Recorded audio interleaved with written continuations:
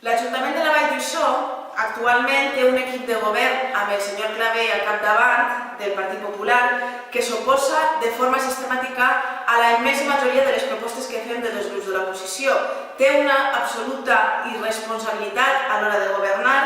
i la seva imposició de la seva majoria absoluta, la falta de diàleg i de consideració de les propostes de l'oposició són la tònica general. Quan no els interessa entrar en debats d'algunes propostes, el que fan és que desvien l'atenció i desvirtuen les propostes originals que fem des dels grups de l'oposició. I com a mostra tenim les tres mocions que vam presentar a l'últim ple el grup municipal d'Esquerra Unida. La primera va fer referència a que demanaren una vegada més que s'urbanitzi ja la plaça pública que està damunt del pàrquing del Polígon 3, una plaça que porta ja 6 anys sense fer i que el Partit Popular es nega a fer contínuament. La segona proposta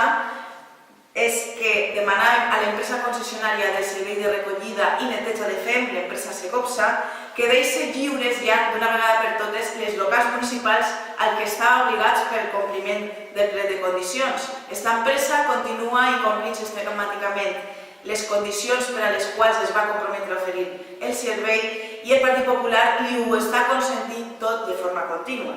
De fet, tenim un alcalde imputat per delictes greus de prevaricació, malversació de cabdals públics, de fons públics i per frau, per haver pagat, ordenant el pagament d'unes factures a l'empresa, unes factures que els tècnics municipals deien que no se devien pagar perquè el servei no s'havia fet d'acord al que estava establert. Doncs bé, el Partit Popular una vegada més es va negar a acceptar la nostra proposta i continuem dient que què és el que hi ha darrere i per què aquesta empresa continua a hores d'ara oferint el servei, mal servei, a l'Ajuntament de la Vall d'Uixó. La tercera proposta que vam fer des d'Esquerra Unida va ser una moció en recolzament de les condicions de treball dels treballadors i treballadores del sector de la taronja. Un sector que sabem que mou molta economia, sobretot en aquests mesos d'hivern, però que, lamentablement, moltes d'aquestes treballadores i treballadors estan patint unes condicions laborals molt precàries i, en molts casos, està incomplint la legislació laboral, els convenis col·lectius i totes les seues condicions. I moltes d'aquestes persones, a més, tenen un sou indigne que no els permet ni tan sols mantindre's amb aquesta retribució per a la seva vida diària. Des d'Esquerra Unida vam demanar que ens solidaritzaren tots els regidors i regidores de l'Ajuntament de ple amb aquests treballadors i treballadores d'aquest sector. Demanàvem que contracten aquestes empreses del sector de la taronja directament i no a través de les empreses de treball temporal i sobretot demanàvem també que la Inspecció de Treball faci el seu treball, que faci un major control i que faci complir la legislació laboral. Una cosa òbvia i natural en aquests moments, però que el Partit Popular es va negar a acceptar. El Partit Popular va canviar la nostra iniciativa, va fer una esmena, va fer un canvi i no va voler votar ni entrar en el contingut i en el fons d'esta proposta. I és que tots i totes sabem les condicions laborals en les que estan moltes d'aquestes persones.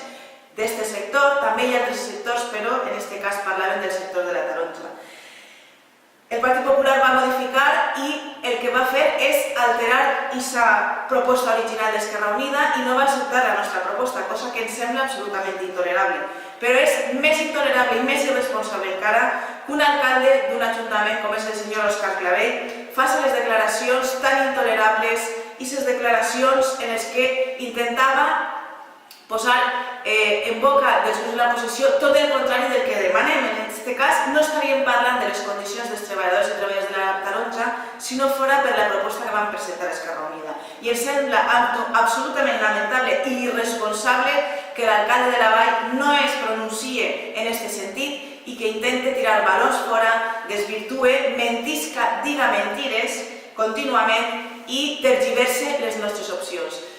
Tots els veïns i veïnes de la Vall saben que hem estat i sempre estem amb els treballadors i les treballadores i els seus drets laborals i socials i sobretot, en aquest cas concret, amb els treballadors i les treballadores de la taronja.